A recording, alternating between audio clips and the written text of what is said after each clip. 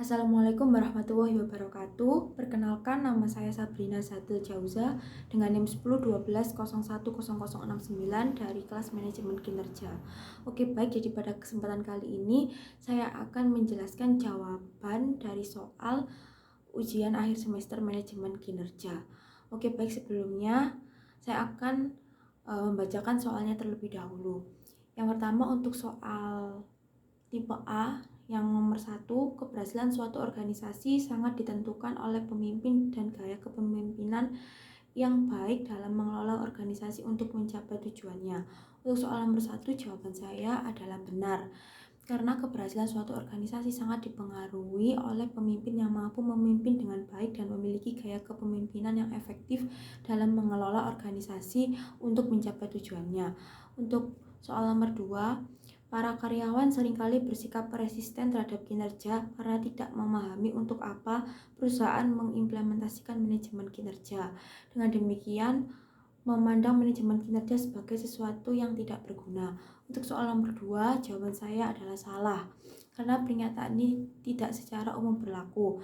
Beberapa karyawan mungkin memiliki resistensi terhadap manajemen kinerja, tetapi hal ini tidak berlaku untuk semua karyawan.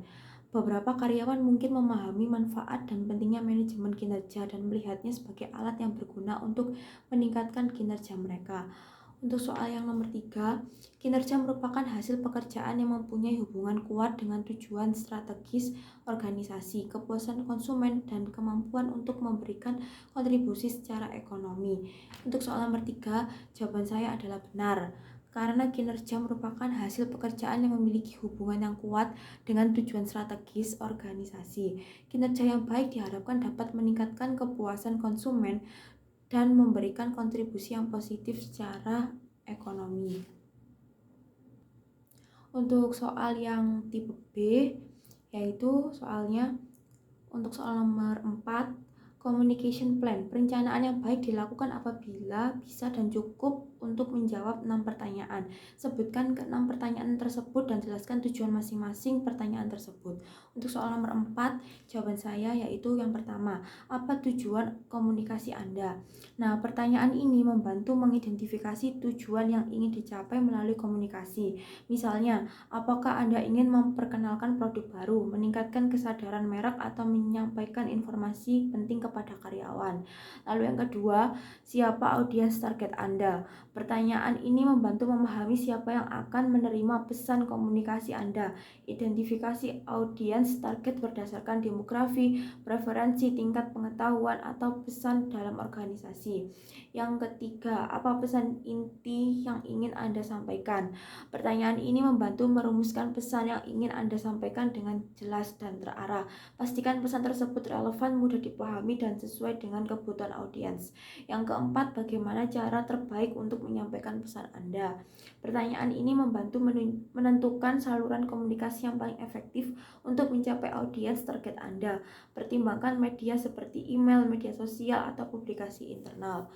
Lalu untuk yang kelima, apakah ada pihak yang terlibat dalam implementasi dan pengiriman pesan? Pertanyaan ini membantu mengidentifikasi pihak-pihak yang bertanggung jawab atas komunikasi. Lalu yang keenam, bagaimana Anda akan mengukur keberhasilan komunikasi Anda?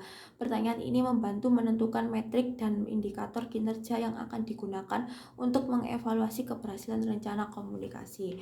Lalu untuk soal yang nomor 5, yaitu umumnya asumsi yang digunakan bahwa supervisor adalah sumber utama informasi. Namun ada juga sumber informasi kinerja yang lain. Sebutkan siapa saja 5 yang menjadi sumber informasi terkait kinerja dan berikan penjelasan peran masing-masingnya. Untuk soal yang nomor 5, jawaban saya yang pertama yaitu ada manajer atau atasan langsung. Jadi manajer atau atasan langsung ini merupakan sumber informasi utama terkait kinerja. Mereka berperan sebagai pemantau dan penilai kinerja karyawan. Dengan demikian, umpan balik mereka memberikan informasi tentang prestasi karyawan, memberikan arahan dan pengarahan, serta membantu dalam penetapan tujuan dan pengembangan karir. Lalu yang kedua, ada rekan kerja dan sesama tim. Rekan kerja dan anggota tim juga dapat menjadi sumber informasi terkait kinerja. Mereka memiliki pemahaman yang mendalam tentang tugas dan tanggung jawab masing-masing anggota tim. Melalui kolaborasi, diskusi, dan umpan balik, timbal balik, rekan kerja dapat memberikan informasi tentang pencapaian dan kontribusi karyawan serta memberikan saran dan dukungan untuk meningkatkan kinerja. Lalu yang ketiga ada pelanggan atau pengguna layanan. Pelanggan atau pengguna layanan memiliki pandangan unik tentang kualitas dan kinerja produk atau layanan yang diberikan. Lalu yang keempat ada evaluasi kinerja dan pengukuran kinerja. Evaluasi kinerja dan pengukuran kinerja menggunakan metrik dan indikator yang ditetapkan untuk mengukur pencapaian tujuan dan kinerja karyawan. Melalui evaluasi kinerja, karyawan dapat memperoleh informasi terstruktur tentang bagaimana mereka menetapkan target, memenuhi harapan, dan memperbaiki kinerja mereka. Lalu yang kelima ada data dan informasi terkait kinerja. Data dan informasi terkait kinerja dapat diperoleh melalui sistem pelaporan kinerja metrik, pencapaian, atau laporan proyek. Informasi ini memberikan gambaran objektif tentang kinerja karyawan berdasarkan fakta dan angka-angka yang terukur. Lalu untuk soal yang nomor 6 yaitu soalnya behavior approach, pendekatan perilaku pada dasarnya pendekatan berorientasi proses yang menekankan bagaimana seorang karyawan melakukan pekerjaannya. Sebutkan dan jelaskan 3 situasi dan pendekatan perilaku paling tepat. Untuk soal yang nomor 6, jawaban saya yaitu yang pertama, situasi. Tim yang mengalami konflik internal. Pendekatannya yaitu menggunakan pendekatan manajemen konflik. Lalu untuk penjelasannya, dalam situasi ini pendekatan yang paling tepat adalah menggunakan pendekatan manajemen konflik. Hal ini melibatkan pendekatan kolaboratif di mana manajer atau pemimpin tim bertindak sebagai mediator antara anggota tim yang terlibat konflik. Tujuan dari pendekatan ini adalah untuk mencapai solusi yang saling menguntungkan dan membangun hubungan yang sehat antara anggota tim. Manajer atau pemimpin harus mendengarkan semua pihak, memahami perspektif mereka, dan mendorong dialog terbuka untuk mencari solusi yang bermanfaat. Lalu yang kedua, situasi perubahan organisasi yang signifikan. Pendekatan menggunakan pendekatan manajemen perubahan. Lalu untuk penjelasannya, dalam situasi perubahan organisasi yang signifikan penting untuk mengadopsi pendekatan manajemen perubahan yang efektif. Pendekatan ini melibatkan identifikasi dan evaluasi dampak perubahan, komunikasi yang jelas dan terbuka kepada seluruh anggota organisasi, dan pendampingan aktif selama implementasi perubahan.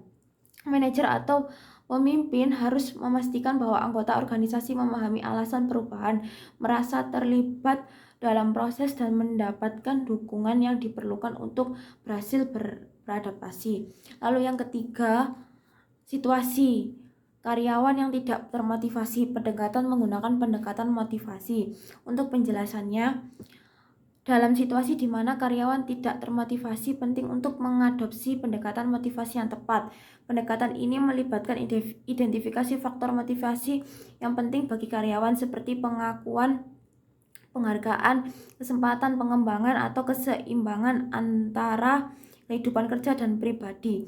Manajer atau pemimpin harus melakukan pendekatan individual untuk memahami kebutuhan dan harapan karyawan, memberikan umpan balik konstruktif, memberikan tantangan yang sesuai, dan membangun lingkungan kerja yang mendorong keterlibatan dan motivasi karyawan. Lalu untuk soal yang terakhir nomor 7, soalnya yaitu determining objektif. Setelah tujuan ditetapkan, karyawan harus menerima umpan balik tentang tujuan mereka dan kemajuan menuju pencapaian tujuan. Penghargaan harus dialokasikan kepada karyawan yang telah mencapai tujuannya. Tujuan merupakan hal yang penting karena membantu karyawan memandu upaya mereka. Untuk mendapatkan hasil yang optimal harus memiliki 10 karakteristik. Sebutkan dan jelaskan masing-masingnya. Untuk soal nomor 7, jawaban saya yang pertama yaitu karakteristiknya yang pertama adalah tujuan yang jelas. Tujuan yang jelas memberikan arah dan fokus pada tindakan yang harus dilakukan. Yang kedua, kompetensi yang memadai. Kompetensi yang memadai adalah keahlian, pengetahuan, dan keterampilan yang relevan dengan pekerjaan yang akan dilakukan. Lalu yang ketiga ada motivasi yang tinggi. Motivasi yang tinggi adalah dorongan internal dan keyakinan untuk mencapai hasil yang diinginkan. Lalu yang keempat ada kolaborasi dan kerja tim. Kolaborasi dan kerja tim memungkinkan individu untuk berbagi ide, pengetahuan, dan sumber daya serta bekerja bersama untuk mencapai tujuan bersama. Lalu yang kelima ada pengambilan keputusan yang tepat. Pengambilan keputusan tepat melibatkan analisis situasi yang seksama, pemahaman atas konsekuensi dari sikap tindakan, dan pemilihan opsi terbaik untuk mencapai tujuan. Lalu yang keenam ada komunikasi yang efektif. Komunikasi yang efektif termasuk kemampuan untuk berbicara dengan jelas, mendengarkan dengan penuh perhatian, dan menyampaikan informasi dengan tepat dan relevan kepada pihak yang terlibat. Lalu yang ketujuh ada adaptabilitas dan fleksibilitas, adalah kemampuan untuk beradaptasi dan berubah sesuai dengan situasi dan tuntutan yang berubah. Lalu yang kedelapan, kebijakan dan prosedur yang jelas. Kebijakan dan prosedur yang jelas memberikan kerangka kerja yang terstruktur dan jelas tentang bagaimana pekerjaan harus dilakukan. Lalu yang kesembilan ada pengelolaan waktu yang baik. Pengelolaan waktu yang baik adalah kemampuan untuk mengatur dan mengalokasikan waktu dengan bijaksana untuk tugas-tugas yang penting dan mendesak. Lalu yang ke-10 ada umpan balik dan evaluasi yang teratur. Umpan balik dan evaluasi yang teratur membantu individu melacak kemajuan mereka, menyadari kekuatan dan kelemahan, dan membuat penyesuaian yang diperlukan untuk mencapai hasil yang lebih baik. Sekian penjelasan jawaban UAS manajemen kinerja dari saya. Apabila ada salah kata mohon dimaafkan. Sekian, terima kasih. Wassalamualaikum warahmatullahi wabarakatuh.